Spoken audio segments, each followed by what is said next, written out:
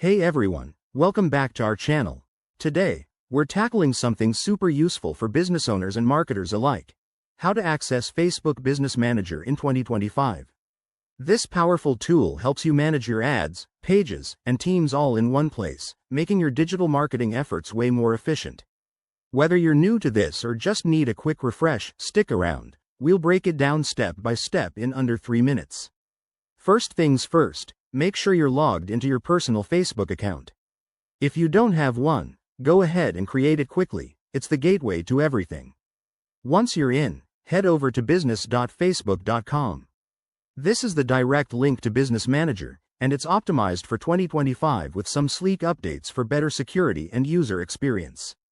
Now, if you already have a Business Manager account, you'll see your dashboard right away.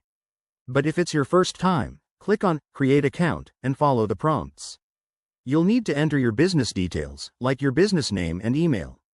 Don't worry, it's straightforward and only takes a minute or two.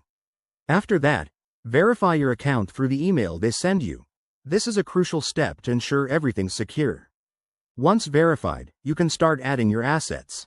That means linking your Facebook page, Instagram account, or even your ad accounts.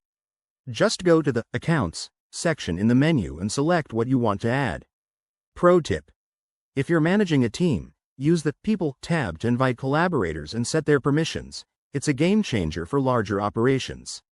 In 2025, Facebook has made some enhancements, like improved analytics dashboards and AI-driven insights, so explore those once you're inside. Remember, always keep your account secure by using strong passwords and two-factor authentication. And there you have it. You're now all set to dive into Facebook Business Manager.